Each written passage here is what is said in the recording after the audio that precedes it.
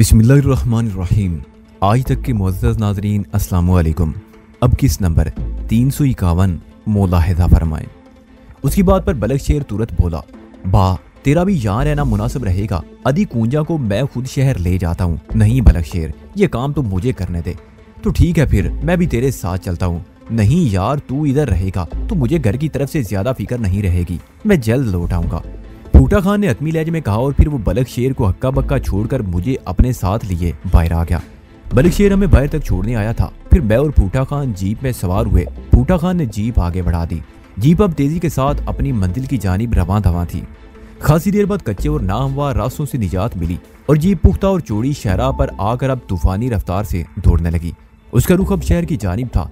हमारा सफर जारी था कि अचानक मुझे कुछ याद आया और मैंने कदर झिझकते हुए ड्राइवर के बराबर वाली सीट पर विराजमान फूटा खान से कहा, चाचा साईं, वो हम, मेरा मतलब है हमें पहले उस मुकाम को देख लेना चाहिए था जिधर छोटे साईं। आओ आओ।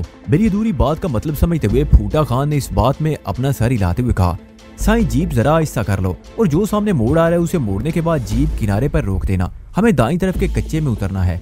थोड़ी देर बाद जीप रुक गई। नीचे उतरकर हमने गहरी नजर से बागोर चहार इतराफ का जायजा लिया। उसके बाद करीब का इलाका खंगाल डाला, मगर छोटे साईं कहीं नजर नहीं आए। मेरे ख्याल है डॉक्टर मोहम्मद खान ने सड़क पर आकर शहर जाने वाली किसी गाड़ी से लिफ्ट मांग ली होगी। फूटा खान ने पुरख्याल लहजे में कहा और फिर उसके बाद हम मायूस होकर छोटे साईं की तलाश तरक करके दोबारा जीप में आ बैठे। हमारे शहर की तरफ एक बार फिर सफर शुरू हो चुका था। अब हमारी जीप शहर में दाखिल हो चुकी थी। सुबह काज़िम की वजह से लाड़काना की सड़कें वैरान थी। मिलाकर 10-15 मिनट की तेज रफ्तार ड्राइविंग के बाद जीप सिविल हॉस्पिटल की इमारत के अहाते में दाखिल हो गई। फिर जीप के रुकते ही हम सब जल्दी से नीचे उतर आए। मैं बेताबाना और परेशान अंदाज में बेइख्तियार दौड़ती हुई शोबा खासात की इमारत के अंदर दाखिल हुई। अंदर दिल धड़का देने वाली वीरानी और सोगवारी सी खामोशी तारी थी। 2-3 स्वीपर फर्श पर गीला पोचा भी फेर रहे थे। मैं दीवानों की तरह इमरजेंसी ऑपरेशन थिएटर की तरफ दौड़ी और पागलों की तरह उसके दोनों पट धकेल कर अंदर दाखिल हो गई। मुझे अपने अकम में पूछा फेरने वाले किसी स्वीपर की आवाज सुनाई दी थी। वो मुझे इस तरह दीवानावार ऑपरेशन थिएटर में दाखिल होने से रोक रहा था शायद, मगर मुझे किसी की परवाह नहीं थी।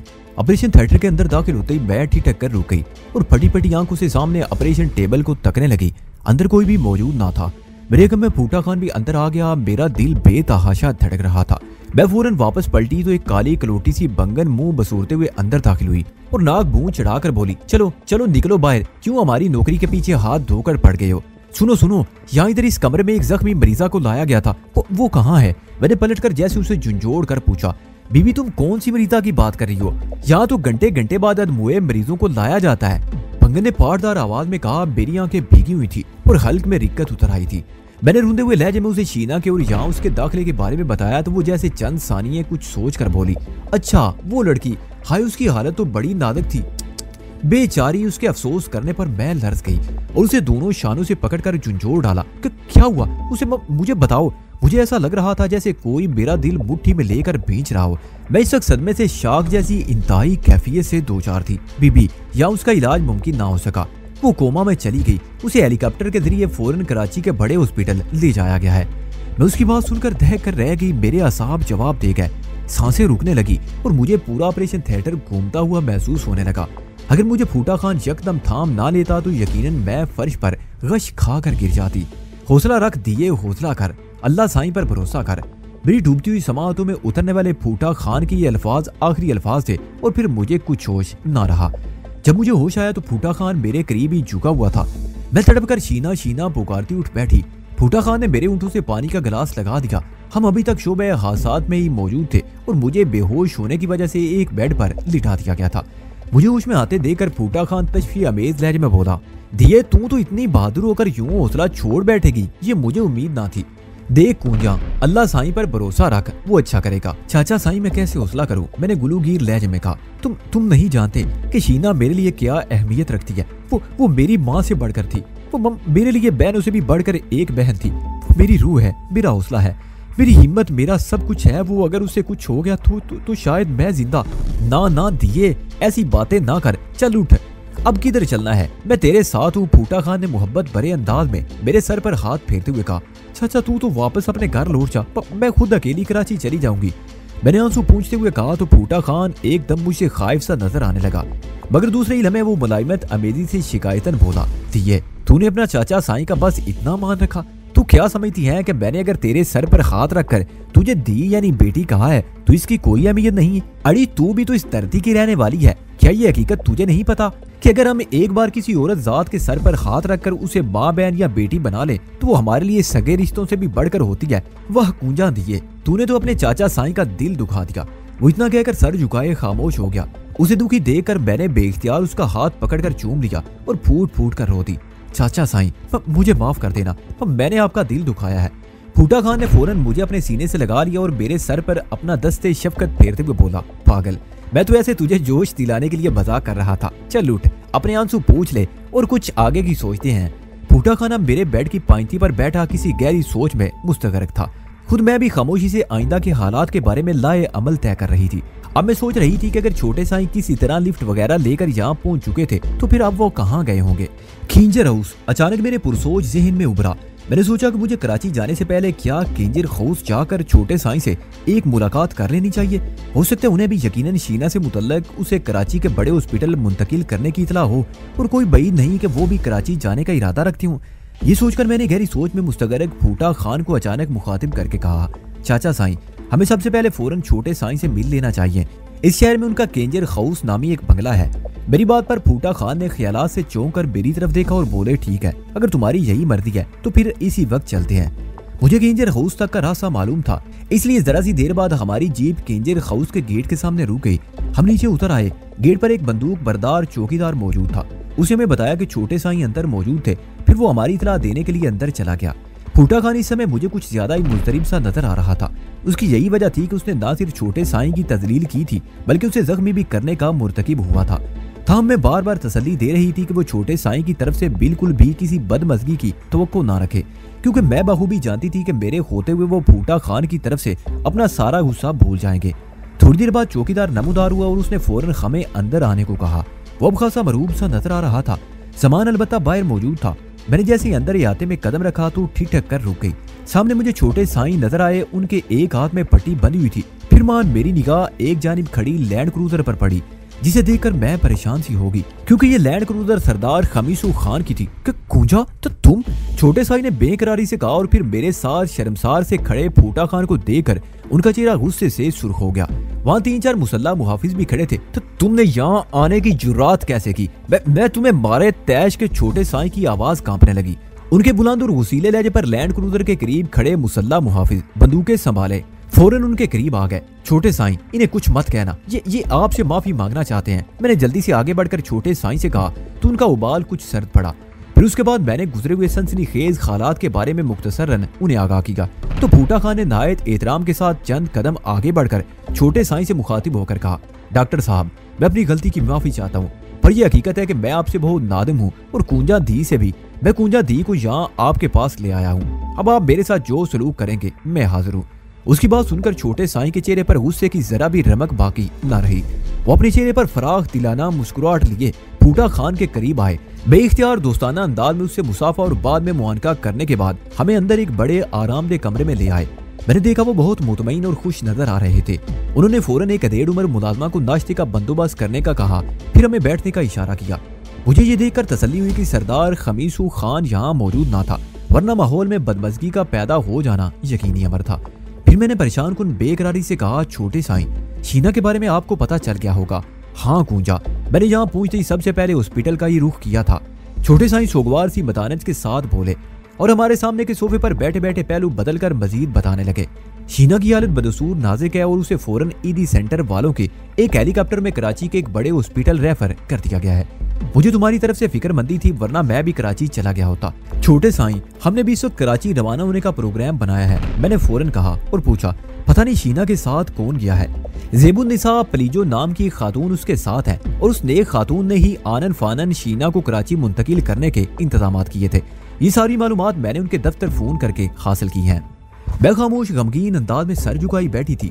दर हकीकत मैं अपनी आंखों से बेइख्तियार उमड़ पड़ने वाले आंसुओं को छुपाने की कोशिश कर रही थी। मुझे शीना की नाजुक हालत का गम ज़हनी और जिस्मानी तौर पर निढाल किए हुए था। मुझे किसी तौर भी करार नहीं मिल रहा था। मुझे हर लम्हा ऐसा महसूस हो रहा था जैसे कोई कीमती चीज खोने वाली हो। मेरा बस नहीं चल रहा था कि मैं उड़कर कराची मौत और जीस की कशमकश में मुब्तला शीना के पास जा पहुंचूं। डॉक्टर साहब, आपका कब कराची रवाना होने का प्रोग्राम है? लम्हा भर की सोगवार खामोशी में फूटा खान ने छोटे साईं को मुखातिब करके पूछा तो मैं जल्दी से अपने आंसू पोंछकर छोटे साईं की तरफ तकने लगी। जवाबन उन्होंने कहा, मेरा तो अभी इसी वक्त कराची निकलने का हो रहा है इरादा, बल्कि मेरा ख्याल है कि हमें इसी वक्त यहाँ से निकल देना चाहिए। मेरा तो अभी इसी वक्त कराची निकलने का हो रहा है इरादा, बल्कि मेरा ख्याल है हमें इसी वक्त यहाँ से निकल देना चाहिए। मगर तुम लोगों ने किस तरह निकलने का प्रोग्राम बनाया था? इरादा तो हमारा अभी अभी निकलने का है, अपनी जीप में फूटा खान ने जवाबन कहा। मैं छोटे साईं का चेहरा तकने लगी। वो बोले, मेरा ख्याल है हमें सक्खर से कोई फ्लाइट पकड़ना पड़ेगी। मैंने अभी थोड़ी देर पहले PIA के दफ्तर फोन करके मोहनजोदड़ो एयरपोर्ट से मालूम किया था, हफ्ते में 2 दिन कराची की फ्लाइट होती है। आज का दिन फ्लाइट का तो था मगर सीट कंफर्म ना हो सकी। अब सक्खर से ही बोइंग त्यारा मिल सकता है, मगर 1 मिनट, मैंने नंबर मिलाया था, अंगेज जा रहा था, अभी पता करता हूँ। छोटे साईं ने कुछ सोचकर कहा, फिर उसके बाद उन्होंने अपनी जेब से मोबाइल निकाला और नंबर पंच किए और राब्ता मिलते ही बोले, आज कराची के लिए कितनी फ्लाइट्स हैं जी? अच्छा, और प्राइवेट एयरलाइन के फोकर में? ओह, उसमें भी सीट नहीं है। Very sad. मेरी निगाहें उनके चेहरे पर जमी हुई थी, उनके चेहरे पर मायूसी छाने लगी थी। ताहम वो अभी तक गुफ्तगू में मसरूफ थे। फिर मैंने देखा अचानक उनके चेहरे पर उम्मीद की रमक नमूदार हुई। अच्छा, जैकबाबाद से आज की फ्लाइट मिल जाएगी? हाँ, मुझे तो याद आ रहा है कि पीर और जुमेरात के रोज फ्लाइट जाती हैं, मगर अच्छा, ठीक है, आप मुझे जैकबाबाद PIA ऑफिस का नंबर दे दें, मैं सीट कंफर्म करने की कोशिश करता हूँ, थैंक यू। इतना कहकर छोटे साईं ने गुफ्तगू का सिलसिला मुनक़ते करके एक और नंबर पंच करने लगे। मैं और फूटा खान खामोशी से उनका चेहरा तके जा रहे थे। Hello PIA Jacobabad. राब्ता होते ही छोटे साईं ने शाइस्ता लहजे में पूछा, जी मिस्टर, क्या कराची के लिए आज के दिन की फ्लाइट में 3 सीटें मिल जाएंगी? अच्छा, 1 सीट है, बस ठीक है, फिर वो कंफर्म कर लें। अभी फ्लाइट के निकलने में 3 घंटे हैं। ओके, मैं भी 2 घंटों के अंदर अंदर पहुंचता हूँ। छोटे साईं ने गुफ्तगू मुकम्मल करने के बाद मोबाइल ऑफ किया और उसे दोबारा जेब में डालते हुए गूमगू से लहजे में बोले, जैकबाबाद से 11 बजे जाने वाली फ्लाइट में सिर्फ 1 सीट है। साईं डॉक्टर साहब, हमसे आपका जल्दी कराची पहुंचना ज्यादा बेहतर होगा। फूटा खान ने जल्दी से छोटे साईं की तरफ देखकर कहा और मैंने भी उसकी तायद करते हुए छोटे साईं से कहा, चाचा फूटा खान ठीक कह रहे हैं छोटे साईं, आप याद में जाएं, हम भी किसी न किसी तरह पहुंच ही जाएंगे। मगर खूंजा, तुम्हारे दुश्मनों की भी तो कमी नहीं है, मुझे तुम्हारी फिक्र रहेगी। मिलाकर छोटे साईं की मुझसे मुतल्लक तशवीश नोके ज़बां पर आ ही गई, जिसे सुनकर मैं फीकी मुस्कुराहट के साथ बोली, छोटे साईं आप मेरी फिक्र ना करें, मेरे चारों तरफ अगर दुश्मन बिखरे हुए हैं तो आप जैसे खैर ख्वाहों की भी कमी नहीं है, और सबसे बड़ा सहारा तो मेरा अल्लाह साईं है। वैसे चाचा फूटा खान मेरे साथ होंगे, मगर छोटे साईं आप देर ना करें, एक डॉक्टर की हैसियत से आपका फिलफोर वहाँ पहुँचना बहुत जरूरी है। मेरी बात पर छोटे साईं बागौर मेरा चेहरा देखता रहा, फिर खामोशी से सर हिला दिया। इसी स्नाह में मुलाजमा ने हमारे सामने नाश्ते के बर्तन लगा दिए। ना चाहते हुए भी हमने थोड़ा बहुत खा लिया। फिर उसके बाद फूटा खान ने छोटे साईं को बताया कि उनकी कार अभी तक दादू जाने वाली शायरा के किनारे वीराने में मौजूद है। जवाबन छोटा साईं ने बताया कि वो अपने चंद आदमियों को कार वापस लाने के लिए रवाना कर चुके हैं। किस्सा को तो आज छोटे साईं ने इस वक्त अपनी लैंड क्रूजर में जैकबाबाद निकलने का प्रोग्राम बनाया और वहाँ बदरिया फ्लाइट कराची पहुँचने के लिए मुख्तसरन तैयारी करने लगे और फूटा खान उनसे रुखसत हुए। इस वक्त सुबह के 8 बज रहे थे। लाड़काना से जैकबाबाद का रास्ता बाई रोड 2 घंटे का था। जैकबाबाद से कराची जाने वाली फ्लाइट का वक्त 11 बजे था। हमने जीप एक माहिर मोटर मैकेनिक को दिखाई, जिसने उसका मोबाइल ऑयल बदला और हल्की फुल्की ट्यूनिंग करके उसे तैयार कर दिया। फूटा खान ने उसे उजरत खास से नवाजा। उसके बाद हम बरास्ता दाऊद 7 शरीफ कराची की तरफ रवाना हो गए। कराची पहुंचने के लिए ये रास्ता दूसरे कराची जाने वाले रास्ते यानी सक्खर, मोरू, सकरन, नवाब शाह वगैरह के मुकाबले में मुख्तसर शॉर्टकट था। हम अब कराची की तरफ महवे सफर थे। फूटा खान के कहने के मुताबिक हमें कराची पहुंचने में 9 या 10 घंटे लग सकते थे। जिस वक्त हम लड़काने से चले तो उस वक्त 8:30 बज चुके थे और हमारा शाम 6-7 बजे तक बकौल फूटा खान कराची पहुंचना मुतवक्के था। मैं अपने ख्यालों में गर्क थी कि मार फूटा खान ने जमान को मुखातिब करके कहा, जमान यार अपने गोड की तरफ जरा गाड़ी मोड़ लेना, मैं चाहता हूँ घर पर इतला देता जाऊँ और बलक शेर से भी मिल लूँ, उसे अपने कराची जाने के इरादे से मुतला कर दूं। तुम्हारा क्या ख्याल है दी कूंजा? फूटा खान ने अचानक जरा गर्दन मोड़कर बुई से राय तलब की तो मैंने इस बात में सर हिलाते हुए मुख्तसरन जवाब दिया, जैसे आपकी मर्जी चाचा। थोड़ी देर बाद जमान ने फूटा खान की हिदायत के मुताबिक जीप को मतलूबा कच्चे रास्ते पर उतार दिया। जीप अब हिचकोले खाती हुई आगे बढ़ रही थी। लगभग 20 घंटे बाद जीप जब फूटा खान की ओता के करीब से गुजरने लगी तो फूटा खान ने अचानक जमान को गाड़ी रोकने का कहा। मैंने उतार के बाहर रखे हुए मूडों पर कुछ लोगों को बराजमान देखा। उनमें से एक शख्स को देखकर मैं बुरी तरह चौंक गई। दूर से उसे देखकर मेरे खल्क में कड़वाहट सी खुल गई। वो गुहराम था, साईं मलगूज़ाद का नाखलफ बेटा गुहराम, जिसने अपनी साजिश के जरिए न सिर्फ अपने बाप साईं मलगूज़ाद को सरदारी से माजूल करके गोठ बदर कर दिया था, बल्कि उसकी जगह अब खुद बस्ती का सरदार बन चुका था। फूटा खान के चंद आदमियों ने भी जीप रोकने का इशारा किया था। फिर हम सब जीप से नीचे उतर गए। मैंने जीप से उतरते हुए कनक से फूटा खान के चेहरे की तरफ देखा, जहाँ मुझे हस्बे तवक्को उलझन और तलखी के आसार महसूस हुए थे। हमारे जीप से उतरते ही वो लोग उठकर खड़े हो गए। खुराम के 2 मुसल्ला साथी भी उसके साथ खड़े थे। खुराम बड़ी तीखी नजरों से मेरी तरफ घूर रहा था। कुछ ऐसा महसूस होता था जैसे उसे फूटा खान के आदमियों ने मेरे मुताल्लिक हकीकत से आगाह कर डाला हो। बाद में मेरा ये ख्याल दुरुस्त साबित हुआ। फूटा खान, ये मैं क्या सुन रहा हूँ? क्या तूने इस छोकरी के साथ यारी गांठ ली है? उस मरदूद के ये कहने की देर थी कि फूटा खान खत्ते से उखड़ गया और एक जन्नाटेदार थप्पड़ गुराम के चेहरे पर चढ़ दिया। फूटा खान के भारी भरकम खाद के थप्पड़ ने गुराम को चंद कदम पीछे की तरफ लड़खड़ाने पर मजबूर कर दिया। अगर दोबारा तूने फिर कभी इस किस्म के अल्फाज मुंह से निकाले तो मैं तेरी गद्दी से जबान खींच लूंगा। फूटा खान ने अंगारा आंखों से उसके तपते हुए चेहरे को घूरते हुए कहर बार लहजे में घुर्रा कर कहा। तो गुराम अपना गाल सहलाता हुआ जलती आंखों से फूटा खान को घूरने लगा। उसके दोनों साथी अलर्ट होकर गोया गुराम के इशारे के मुंतजिर थे। फूटा खान के मौजूद मुसल्ला आदमी भी यकदम चौकस हो गए। सूरत की सनसनी खेजी से लगता था जैसे अभी वहां खून रेज जंग छिड़ जाएगी। मगर मुझे यकीन था गुराम फूटा खान के इलाके और उसके औताक में किसी किस्म की जारियाना बेवकूफी करने की जुर्रात नहीं करेगा। फूटा खान, तेरी इस हरकत को मैं क्या समझूं? क्या तेरी नीयत बदल गई है और तू अकेले उस कीमती मूर्ति राकास मूर्ति को हड़प करना चाहता है? बदनीयत गुराम ने सुलगती नजरों से फूटा खान को घूरते हुए कीना तोज लहजे में कहा। गुराम, अपनी बकवास बंद कर और कान खोलकर मेरी बात सुन ले। दफतन फूटा खान ने गुराम को शोला फिशान नजरों से घूरते हुए कड़कदार लहजे में कहा। कुंजा आज से मेरी दियों जैसी है, समझा तू? अगर तू मुझसे दोस्ती चाहता है, आज के बाद से तुझे राकास मूर्ति वाला सिलसिला फरामोश करना होगा। मैंने देखा फूटा खान की बात पर गुराम की दुरुस्त आंखों में एक लम्हे को बला की खतरनाक झपक सी उभरी थी। फिर वो इस्तेहज़ाइया लहजे में फूटा खान से बोला, ठीक है, समझ गया। तुम दोनों ने अगर अंदर ही अंदर साज बात कर लिया तो सो बिस्मिल्लाह। रही दोस्ती की बात तो वो तेरे थपेड़े ही ने खत्म कर दिया है। सोने की चमक ने तेरी आंखों को अंधा कर दिया है और तो यकीनन आज से मुझे अपना दुश्मन ही समझेगा। और ये तो यही सही। गुराम ने जहर आलूद लहजे में अपनी बात मुकम्मल की और मुझ पर एक आखिरी घूरती हुई नजर डालकर उसने अपने साथ खड़े साथियों को चलने का इशारा कर दिया। उसके अंदर को धंसी हुई आंखों से झलकती मक्कारी को बांधते हुए मेरा दिल एक लम्हे को जोर से धड़का था। साईं, हुक्म करो, इस बद जबान का अभी हशर नशर करके रख देते हैं। अचानक फूटा खान के तीनों मुसल्ला आदमियों ने आगे बढ़ते हुए गुराम और उसके दोनों खवारियों के सीनों पर अपनी बंदूकों की नाले लगाते हुए फूटा खान से कहा, नहीं, इसे अपना गुल खिलाने दो। ये भूल गया है कि आज ये अपने कबीले का सरदार मेरी ही आशीर्वाद से बना है। अब इसे अपनी सरदारी से भी खाद धोना पड़ेगा। हट जाओ और इसे जाने दो। फूटा खान ने मुस्कुराते हुए जहरीले लहजे में अपने साथियों से कहा और फिर ये तीनों गुराम और उसके दोनों साथियों को जारियाना नजरों से घूरते हुए एक तरफ को हट गए। राह पाते वो तीनों गुस्से से दांत पीसते हुए वहां से चले गए। मेरे दिमाग में साई साई हो रही थी। मुझे गुराम के तेवर ठीक नजर नहीं आ रहे थे। वो फूटा खान की नीयत पर शक कर रहा था। यह हकीकत तो मैं जानती थी कि अब फूटा खान के अंदर मुस्बत नोयत की इनकलाबी तब्दीली ऊद आई थी। उसे अब उस बेशकीमत राकास मूर्ति से जर्रा बराबर भी दिलचस्पी नहीं रही थी, क्योंकि जब उसका लख्ते जिगर मुराद अली लाला और कोडल के खूनी शिकंजे में था तो फूटा खान को बखूबी इस हकीकत का अंदाजा हो चला था कि असल दौलत सोना चांदी नहीं बल्कि औलाद होती है। गुराम अपने दिल में फूटा खान के खिलाफ अनाद और बुग़्ज़ लिए वहां से रुखसत हुआ था और मैं जानती थी आने वाले हालात में गुराम मेरा ही नहीं बल्कि फूटा खान के लिए भी एक बदतरीन और कीना परवर दुश्मन साबित होगा। अगर ये फूटा खान के राय रास्त पर आते ही मैंने भी उसे गुराम की अपने शरीफ बाप साईं मलगूजाद के खिलाफ चीरा दस्तियों के बारे में आगाह कर दिया था और ये कि साईं मलगूजाद के साथ बहुत बड़ी नाइंसाफी हुई है। सरदारी का असल हकदार चाचा साईं मलगूजाद ही था और ये बात भी फूटा खान पहले ही से जानता था कि साईं मलगूजाद उसके सारे बलक शेर का करीबी पुराना और गहरा दोस्त भी था।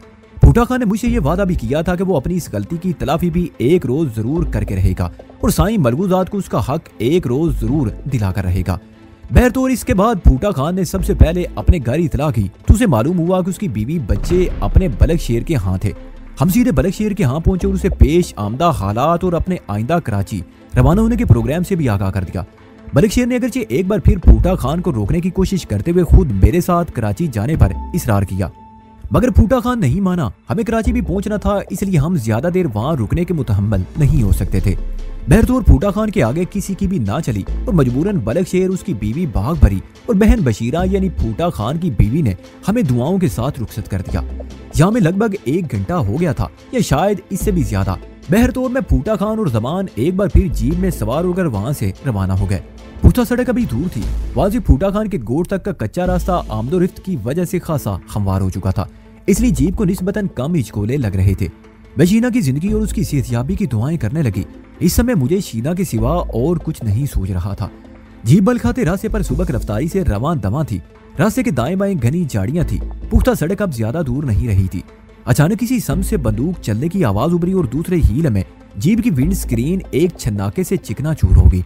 मैं और फूटा खान कारतूस के धमाके की आवाज पर यकदम नीचे झुक गए थे, लेकिन शायद स्टीयरिंग पर मौजूद बेचारे जमान को बचने का मौका न मिल सका, क्योंकि विंड स्क्रीन के पार से गोली उसे चीर कर गुजर गई थी। शायद सबसे पहले नामालूम हमला आवरों ने उसे ही गोली का निशाना बनाया था। चुनाचे स्टीयरिंग उसके हाथों से निकलते ही जीप बुरी तरह लहराने लगी। जब तक फूटा खान उसे संभालने की कोशिश करता, वो झाड़ियों में हिचकोले खाती हुई उतर गई, शायद किसी दरख्त से जा टकराई। मुझे एक जोरदार झटका लगा और बेसाख्ता मेरे हल्क से इज़्तिरारी चीख बरामद हो गई। मैं चूंकि सीटों के दरमियान दुबक गई थी, इसलिए मुझे कुछ खास चोट ना आई। अलबत्ता फूटा खान की मैंने दर्द भरी करा सुनी थी। दूसरे इलम में मेरी ठिठकी हुई परेशान समातों से फूटा खान की जोश में डूबी हुई आवाज सुनाई दी, कूंजा तुम अपनी जगह से हिलना मत। फिर मैंने जरा सर उबार कर देखा तो फूटा खान अपना पिस्तौल हाथ में पकड़े तेजी के साथ बाहर रेंग गया और नीचे उतरते उसने गालबन अंदाजे से फायर की समत यके बाद दीगरे 3-4 गोलियां दाग दी।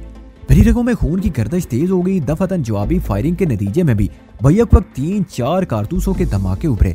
मैं दोबारा सीटों के दरमियान दुबक गई।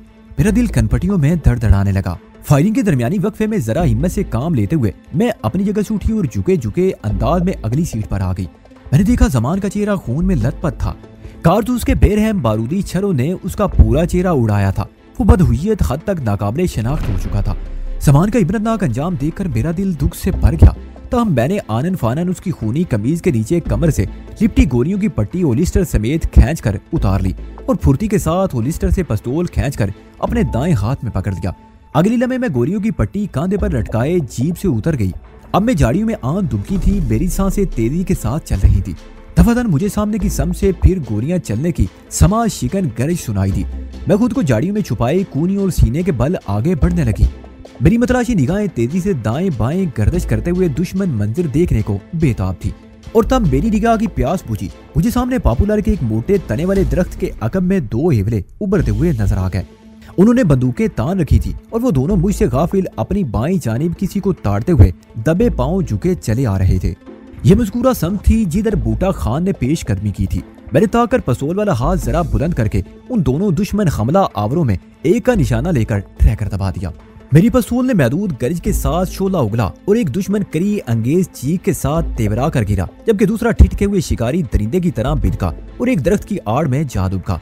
मैंने पहला फायर करते उसे भी निशाने पर रखते हुए गोली चला दी, मगर निशाना खता गया। दूसरे दुश्मन ने दरख्त की आड़ लेते ही अपनी बंदूक सीधी करके मुझ पर एक कारतूस फायर कर डाला। मैं फौरन झाड़दार जमीन से चिपक गई। मैं सांस रोके चंद सानिये दम साधे दुबकी रही। फिर जंगली बिल्ली की तरह मैंने जरा सा सर उभार कर सामने देखा। दुश्मन दरख्त की आड़ में दुबका हुआ था। उसका फासला मुझसे बमुश्किल 30-40 गाम के फासले पर था। मैंने अपनी जगह से सीने के बल लेटे लेटे एक लम्हा भी जाया किए बगैर उसका निशाना लेकर 2 फायर झोंक मारे। उसके हल्क से उभरने वाली चीख बड़ी दिलदोज थी। वो अपने दोनों हाथों से सीना थामे जमीन बोझ होता चला गया। मेरा दिल फतेह मंदी के एहसास से धड़कने लगा। फिर उसी लम्हे मुझे अपनी दाईं जानिब जिधर फूटा खान गायब हुआ था कुछ तेज और बुलंद आवाजें सुनाई दी। 1-2 बार गोली चलने की आवाज भी उभरी थी। मैं किसी अनजाने अंदेशे के जेरे असर मजगूरा समत की तरफ लपकी। मैं झाड़ियों में मोहतात रवि से आगे बढ़ रही थी।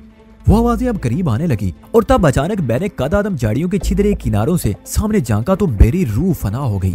क्या देखती हूँ कि मुझसे चंद गजी दूर फासले पर फूटा खान को 2 अफराद उसकी पुश्त की समत दोनों हाथ जकड़े खड़े थे और मरदूद घोहराम ने अपनी 2 नाल बंदूक उसकी गर्दन से लगा रखी थी और वो बड़े दुरुस्त लहजे में फूटा खान से मेरे बारे में पूछगछ कर रहा था।